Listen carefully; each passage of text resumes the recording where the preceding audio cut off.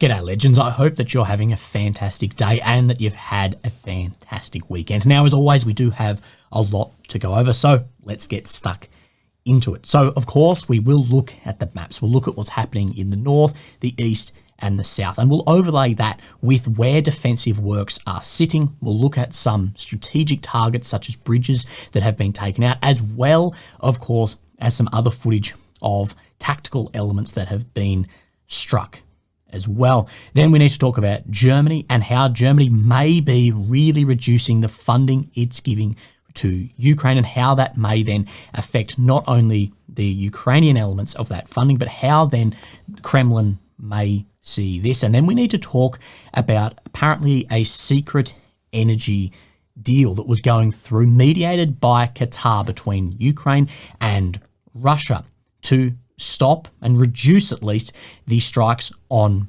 energy facilities in Russia, say oil facilities, and then energy producing facilities in Ukraine, say thermo power plants, and how that deal has apparently fallen apart because of Ukraine's offensive into Kursk. So we'll talk about that at length. But where I want to start, as we have been doing recently, is up in the north, where Ukraine has currently the initiative. Now, here is Ukraine in the center. Here is the capital of Kyiv. The red areas on this map are areas occupied since 2022. The purple since 2014. The green is areas of which Ukraine has recovered beyond 2 weeks. The blue is under then 2 weeks. And the red check is where Russia has had offensive success in the last 24 hours. So let's come into between Sumy and Kursk Oblast here. Now, as you're aware, the deep state map isn't tracking movements in here as well as other maps day to day.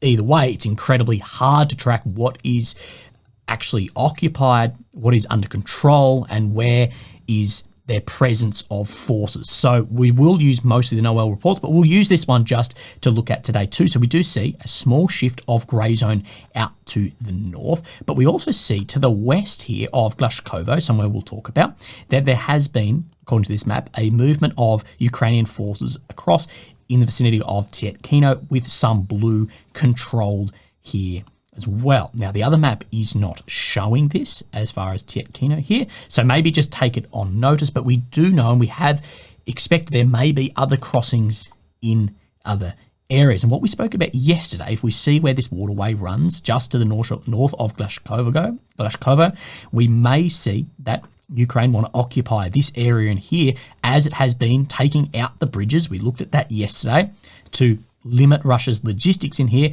and take over this part. This part in here, I believe, is about 700 square kilometers. So let's move on to the map and see where there has been then advances today. According to NOEL reports, we just see a westerly push here towards Glashkovo out in this direction. Now, there are a lot of reports saying that Ukrainian forces have entered the first blocks here of Korenovo as well, which this map is showing. So will we see this area and these defensive lines come under Ukrainian control with a forced withdrawal of Russian troops along here, or are they going to get stuck in this bit of a cauldron? Well, like with everything, time will tell. But again, this is extending Ukraine's lines a lot, and you're occupying territory. You need to occupy that territory with troops, and the questions being asked is, how does that affect other areas of the front line whilst there are manpower shortages?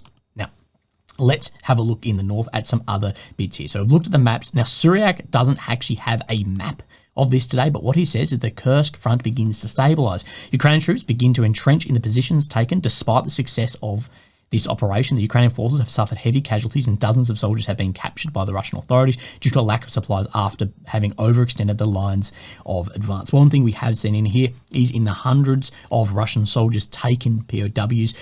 Most of those are being reported as conscripts. We have also seen dozens of Ukrainian soldiers being taken POW. We have seen footage of that recently as well. And we do know that Russia and Ukraine have taken casualties in here. To get a specific number on this, it's impossible, and I'm guessing we will never actually have it. But we have said that if Ukraine want to hold this, they need to come in and entrench.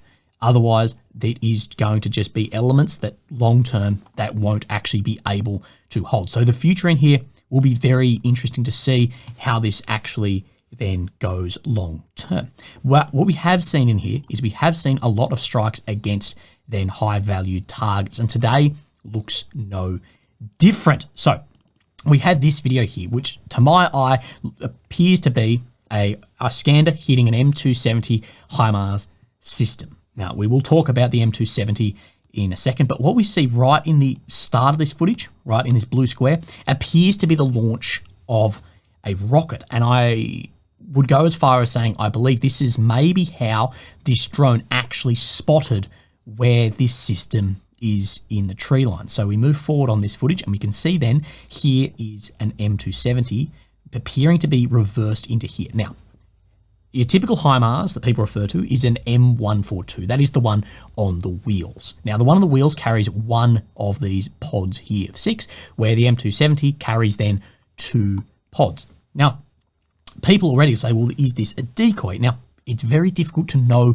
with how good some of these decoys are, but it does appear as a tracked vehicle that there are tracks running into this tree line where he may have actually reversed back into here. So that appears maybe not to be as well. Now, we'll come through the footage again. We can see in this tree line, and then we will see then an Iskander airburst strike. Now, something I just want to take into account on this Iskander airburst. Look at the dispersion of all these tungsten ball bearings here. This is a question why something like this wasn't used against, say, the Patriot systems we saw struck yesterday. Maybe it was in a different configuration. But you can see the destruction of something like this. Now, one thing in here which isn't clear is we don't see then a clear cook-off of this system. So I think likely it is a real M270, but there's still, with everything in this war, I question everything. I know that annoys a hell of a lot of people, but I question then everything. So if you want to look again at this of where we see the close-up, there it is right there. Now with decoys, it takes one flick of a thermal to see potentially yes or no. That said, even some decoys, people light maybe a small fire on them, maybe they'll heat up to trick thermal. I don't know. But where I want to look is where this was actually then located. So we see this is where it is geolocated. So this is Sumy, of course. Then this is where the crossings then were by the Ukrainian forces into Russia. Now, there has been some questions of, well, they're losing a lot of material around here. Well, this is working with a much smaller area of front line than, say, operations around here. So a lot of then these longer range weapon systems will have to be in this wooded area. So it's probably a little bit easier for these ISR drones to be, right, we're looking in this specific area here, not a huge front area like this, and maybe then picking up and striking elements like this. Now, we also do have, I spoke about this bridge in Kloshkovo. So we may see an occupation of this area of Russia down in here, and it does look maybe there's a pincer coming in. Now, this is the bridge that was taken out yesterday by HIMARS systems. And then we do see some satellite imagery that does show this bridge, and then that there has been a temporary bridge set up. Now, this bridge in this isn't down. So it's happened after this imagery, but we know there are some temporary bridges here. It will be interesting to see if Russia can continue crossing in here and keep logistics up to the troops in this area, or if they will get maybe enveloped in here, or there'll be a chosen withdrawal. They will choose to withdraw back to more dug-in positions. Now, the question in here is, if Ukraine do occupy this, how is it extending all the front in here with manpower issues as well here? So yeah, I'll leave that up for you guys to decide. Now, we do know Kursk nuclear power plant. There's been a lot of speculation about, is this the goal of this operation? We don't really know. The overall goal in here, it's probably got a few different goals, from showing the West they can take, that Ukraine can take territory, hold territory, as well as maybe something to swap back at then future deals too. But a lot of people have speculated about the nuclear power plant, and I've spoken of too, about then the threat of even false flag attacks here too, to discredit what is going on. So the Russian Ministry of Foreign Affairs has then released this. Maria Zakharova comment, the incoming reports allege that Kiev is preparing provocations against Russian Federation nuclear facilities, preparations for an attack targeting the Kursk nuclear power plant. Of course, Ukraine has said, and we looked at this yesterday, I think, from the Ministry of Foreign Affairs, that this is just ridiculous, false information, blah, blah, blah. We've seen the same with finger pointing down in Zap nuclear power plant as well. And what I'm saying is someone here laying groundwork for then false flags? I don't know, but I just want to put it out there that if we do see something happen, that it actually wouldn't shock me. Now, let's speak on Zap nuclear power plant just quickly. So this is down, of course, in Ernadar right here. Now, what we saw was a fire there the other day. Russia said it was drones. Ukraine said it was tires on fire. IAEA hasn't got to. They've got to the base of where that cooling tower is, but not right to the point where they'd inspect everything. But they've released today that the safety situation is deteriorating following a drone strike that hit the road around the plant perimeter today. Yet again, we see an escalation of the nuclear safety and security dangers facing the Zap nuclear power plant. I remain extremely concerned and reiterate my call for maximum restraint from all sides and for strict observance of the 5 concrete principles established for the protection of the plant. The impact was close to the essential cooling water sprinkler ponds at about 100 metres from the power line, the only remaining 750 kilovolt line providing a power supply to the Zaporizhzhia nuclear power plant. So I think there should be a lot of eyes on what is actually occurring around some of these plants. So let's have a look at the maps in some other areas while we're on the maps. Now, we do see 2 changes in red on this map today. Now, the first one is in the Pokrovsk, Avdiivka direction. We do see some gains here to the south of Zeleny, as well as Novoselivska, Persha.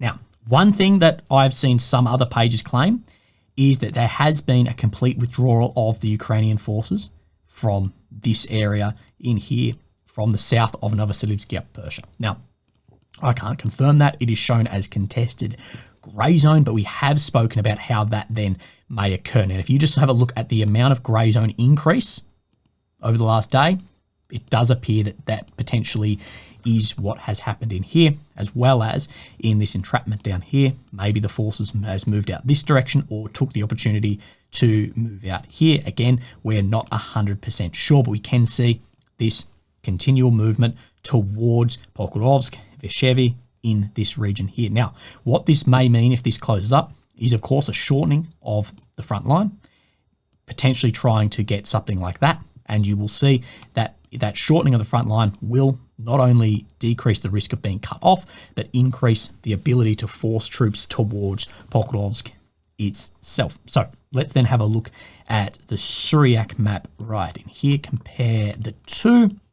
So what we can see across here, now this area here, very similar. Now, I should note, Syriac does not show what I spoke about of maybe a collapse of the bridgehead to the south of Novoselivska, Persha, so weighed out on any of that. Similar amount of movement down here, but we can see then to the south of near Makivka right here, we can see a further push right down around into here somewhere according to Syriac's map. So look, end of the day, give it a couple of days and we'll see exactly where then these maps are lighting up. But the continued advancement there hasn't been stopped or appears to actually have been accelerated, maybe with redeployment of forces into the north. It'll be interesting to see. Now we come just to the south of here in the Uladar front, Vodiani. We have seen for the first time that the Russian forces have actually crossed this road in the direction of Vodiani as well, of course, cutting any supply that would have run down this road between Konstantinivka and Uladar, then extending then any supply lines through this front. So we see then up to here. Now, that isn't replicated on any other maps I look at, but if it's the Ukrainian map showing a Russian advancement, same if it was a Russian map showing a Ukrainian advancement, it's most likely then occurred. So let's come up into the sort of northeast, this Makivka front here. There has been a lot of back and forward movements then recently. We saw Russia's entry, then Ukraine pushed them out, and we're seeing then on this map today, this is a bit difficult to see. See how this road zigzags right here? Just a push in the north here, saying Russian army re-entered again the northern part of Makivka. So just where my cursor is, but again, weighed out on confirmation of any of that. So that'll end our mapping. Actually, no, sorry, I want to show you one thing while we're in Avdiivka. I've spoken about this before, is where the defensive works are sitting. Now, If we come down into Makivka, now this map isn't being shown to the same degree, although it's not, Avdiivka, it's not too far off. So if we turn then onto the fortifications, we can see that a lot of these fortified lines may be getting pulled back right now. But between then Avdiivka, then Pokrovsk, there are some major lines have come under control. There are a few major lines areas left, but beyond that, it does tend to thin out. So people have speculated, will we see a much like a acceleration of this front if some of these lines through here, these major ones, then come under control? Again, wait and see. As with everything in this war, whether we like it or not, we're going to find out. Now, let's talk about this energy deal and maybe the effect that has been caused by the Kursk offensive and the success that has happened there. So this was by the Washington Post. Ukraine's offensive derails secret efforts for partial ceasefire with Russia. Ukraine and Russia were set to send delegations to Doha this month to negotiate a landmark agreement halting strikes on energy and power infrastructure on both sides. Diplomats and officials familiar with the discussion said in what would have been amounted to a partial ceasefire and offered a reprieve from both countries. But the indirect talks with the Qataris, serving as mediators and meeting separately with Ukrainian and Russian delegations, were derailed by Ukraine's surprise incursion into Russia's western Kursk region last week, according to these officials. This has not been previously reported. For more than a year, Russia has pounded Ukraine's energy grid with a barrage of cruise missiles and drone strikes, causing irreparable damage to power stations and rolling blackouts across the country. Meanwhile, Ukraine has struck Russia's oil facilities with long-range drones attacks that have set ablaze to refineries, depots and reservoirs, reducing Moscow's oil refining by an estimated 15%. And of course, this rises then gas prices around the world. Actually said it can increase short-term cash reserves too, because it increases the price of, say, a barrel of oil. Therefore, cash reserves can actually sit up for a short period of time. Some involved in the negotiations hoped that they could lead to a more comprehensive agreement to end the war. So you start somewhere and at least it shows, hey, there is some willingness. Let's see what else we can put in. I think it could cascade. Once we see one deal, you may see more. The willingness to engage in the talks signaled something of a shift for both countries. We have seen a bit of a shift with what may be happening in November with there could be a peace negotiation summit, but we're not sure on this. As of course, like it says here, that Kyiv would consider a full ceasefire only if Russia withdrew all its troops from Ukrainian land, including Crimea, where of course then Russia on the other side, Putin, has said that they would only do it if Ukraine cede then the 4 regions of which then they don't occupy then all of. So there's a bit of, I guess, at this point in time, neither is very close to that goal. Now, if we talk square meter to square meter, Russia is a lot closer to that goal, occupying some, I believe it's high 90% of Lugansk, a fair bit. This is the border for Donetsk around here. Of course, then we see the Zap border as well as Kherson and then Crimea. So square meter for square meter percentage, Russia is closer to what they have put forward, but Ukraine's not going to accept that at this point, nor is Russia going to accept then the full withdrawal of that. So where would the negotiation really even start if you're here, need to meet here somewhere? Difficult. Ukrainian and Russian officials haven't met face-to-face for talks since the first months of the war, when delegations on both sides convened for secret talks in Istanbul. The diplomat briefed on the talks said Russian officials postponed their meetings with Qatari officials after Ukraine's incursion into western Russia. Moscow's delegation described it as an escalation, adding that Kyiv did not warn Doha its cross-border offensive. Let's continue. Russia didn't call off the talks. They said, give us time. The diplomat said, through Ukraine, wanted to send its delegation to Doha anyway. So Ukraine still wanted to send, according to these, a delegation to Doha for this energy thing, and Russia said, give us time, not completely calling it off, I guess. Qatar declined. This is declining Ukraine to come then solo because it did not see a one-sided meeting as beneficial. The small Arab country has positioned itself as a powerful mediator in recent years. We've seen a lot of POW swaps as well, then mediated by Qatar.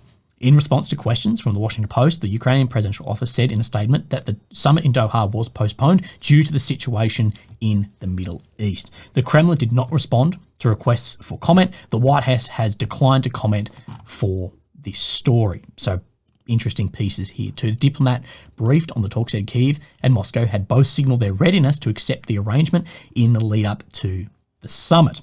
But senior officials in Kyiv had mixed expectations about what would actually then become of this, saying that even if the Kursk assault hadn't happened, how beneficial would these talks be? Would there be a happy medium found? One of the reasons Ukrainian officials doubted Russia's sincerity in its extensive bombing campaign of Ukrainian infrastructure in recent weeks, more bombardment could leave civilians without power for hours each day during the frigid winter months. So they're saying, if you're continuing to do it, why are you going to uphold it then? Now, we have one chance to get through this winter, and that's if the Russians won't launch any new attacks on the grid from a Ukrainian official. What I can say is very, very likely Russia will launch more attacks on that energy grid. Kyiv's move to push into Russia, which has now occupied roughly 20% of Ukraine, has intended in part to give Ukraine more leverage for any future negotiations. Military analysts have expressed skepticism that Ukrainian forces can maintain control of the Russian territory. Moscow has also continued to make gains in eastern Ukraine's Donetsk region and has not diverted troops from there to defend the new Ukrainian assault. But while Kyiv might have improved its future negotiation position with the land grab, the likelihood of imminent peace talks appears to have diminished. So you've seen those peace talks around energy maybe just being scrapped now. That can Ukraine hold this territory in Russia? And the diversion of troops that many think was a lot of the goal here, was to push into here, divert other troops away from here, hasn't yet appeared to have taken hold. And I think Russia may be sort of trying to call a bluff here and going, if we keep pushing on pressure here, will we force Ukraine to divert elements back away as well? After Kursk, the Russians balked. A Russian academic with close ties to senior Russian diplomats signalled that Putin would not be in the mood to make a deal after the Kursk offensive. Our Russian leadership usually does not make any compromises under pressure. The academic added that Russia might be more willing to consider an energy infrastructure deal as the way to lure Kyiv to a broader ceasefire talks. Russia's strikes on Ukraine's power grid have been a brutally effective tactic. Daily life Ukrainians who live far from the front line have been disrupted by blackouts that can last hours. The outages have also severely hurt their economy and crippled by war. Some people who have moved abroad cite the power instability as a chief reason. So we have seen at some times it was a few hours of electricity a day, but most of the day with no electricity. And of course, Ukraine gets very, very cold, and a lot of people moving out of Ukraine for this exact reason. Of course, massive effects on the economy. If you run a coffee shop and you can't open that coffee shop to have a part in the economy, that has a huge problem as well. Yes, generators, the increase on fuel, all of this comes then into account. Everything has to be weighed. Our potential and the possible damage to our economy versus how much more damage could we cause them and their economy. So how much damage can they do to us versus how much damage can we do to them? The Ukrainian official briefed on the planned Qatar summit, and that's what he's saying. But energy is definitely critical for us. We sometimes forget about the economy here, but we're facing free fall if there's no light and heat in the winter. And Ukraine's economy has also defaulted. That's something to put out here as well, that still needs to have some turnover. But of course, how is Russia funding a lot of this war? Off a lot of the sale of oil and gas. Other Ukrainian officials have quickly pointed out that Ukraine has always been receptive to talks, but demand that those discussions respect Ukraine's full territorial integrity. So it's starting with the full withdrawal of Russian forces out of Donetsk, Crimea, everywhere. So again, like we've spoken about, it's a very difficult negotiating process when both sides are starting so far away. Some Russian analysts said Ukraine's daring seizure of Russian territory in the Kursk region could hand Ukraine a powerful bargaining chip in any future negotiations with Russia.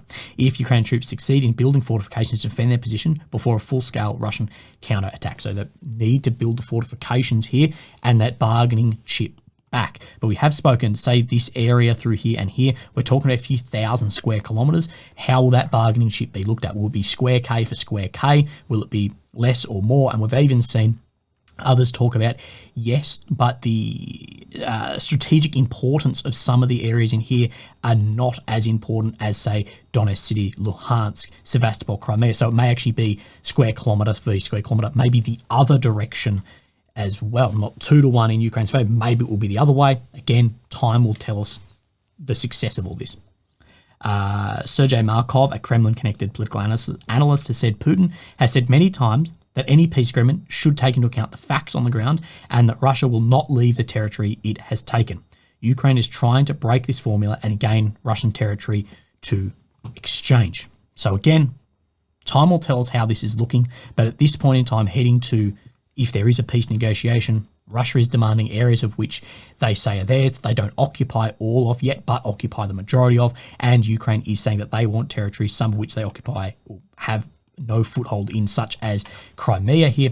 Again, starting so far apart, I don't know where this will land, but I think the Qataris, backed by whoever's backing this too, will be saying, if we can get the ball rolling, then we may actually get it then speeding up and snowball to further talks as well. And if the US gets a lot of distraction towards the Middle East, they may want to then solve the conflict somewhere here. I've spoken many times personally. What I think will happen is I don't think this border will actually move much with the amount of defensive works on both sides, the limited capability now on both sides here, lengthening now in the third year of war. I wouldn't be surprised if we see in the future that this is where something new sits, whether it's an internationally recognised border, whether there's a ceasefire, DMZ, I don't know, but that's what, if I had to put a bet down now, that's probably what I would then say. Now, this came out from German media as well, titled "No More New Money for Ukraine." According to the current budget planning for the Traffic Light Coalition, only military aid that has already been approved may be delivered to Kyiv. Now, FAS here, this is the German paper. Germany must limit military aid to Ukraine according to the current budget planning of the federal government. No new money is available for this purpose. The reason for this austerity measures by the Chancellery and the Ministry of Finance. Material that has already been approved and still being delivered in most causes. But additional applications from the Ministry of Defence are no longer to be approved at the request of Chancellor Olaf Scholz.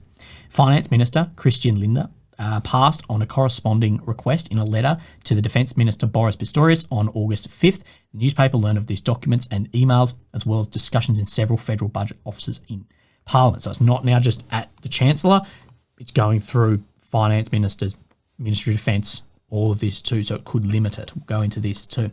The ban is already in effect. The situation for Ukraine is also likely to worsen as the planned military support is set to be cut almost in half next year and then shrink to less than a tenth of the current amount in 2027. Behind the US, Germany is the biggest supplier to Ukraine. From the perspective of the Ministry of Finance, however, things look different. Lindner's letter of August 5th, which the newspaper has been sent, shows that he does not expect a sudden cut in funds for Ukraine. However, the money will no longer come from the federal budget, but from frozen Russian central bank assets. Ukraine's allies confiscated about $300 billion after Putin's major attack, and the G7 countries decided at their summit in Italy to use the proceeds of this money to finance a $50 billion loan for Kyiv. Lindner now expects that Ukraine will use this money to cover a significant part of its military needs. So reducing from what Germany is directly funding and then coming from that frozen money. We have spoken that there are potentially very large problems internationally with that frozen money. That could the trust in the euro, the pound, the dollar really reduce from other countries around the world. Again, the dominance here is the US dollar, euro, the pound. If then that is seen as maybe untrustworthy by, say, Chinese billionaires, Indian billionaires, other areas to invest that money, put that money due to this being taken and then refunded back out, could we see a huge pool of money out and the trust in those systems decline as well? There's a lot of bankers who speak on do not do this. We can talk more on that if you'd like. Nobody knows when the Russian money will arrive. If that were to happen, German money would no longer be needed for a while. However, the decision of the G7 states is far from being implemented and is legally controversial. International negotiations are underway and no one in the federal government departments that the newspaper spoke to knew about how many months would pass before the money would finally flow.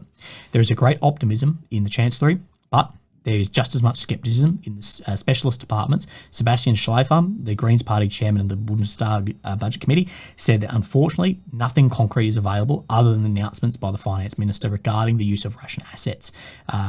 Andreas Schwartz, the deputy budget policy spokesman for the SPD parliamentary group, states that it is not known how quickly the income from Russian assets would come and whether that is even legally possible. So has been talk about the money made off those assets being sent, sort of like interest, or those assets then themselves. But there are massive problems that they are looking at here too, whether it is legally possible, whether it is in the interest of those trust in those banking systems internationally as well. It is therefore currently more than uncertain whether Russian money can be used in the future, but it is certain that the payment freeze is taking effect. Its effects are already being felt. One source reports that because the freeze is already in effect, an available RST air defense system could not be financed. Recently, the manufacturer Dial Defense was able to offer a unit immediately after the devastating Russian bombing of the Children's Hospital in Kyiv in July because another customer wanted to forego that delivery in favour of Ukraine. However,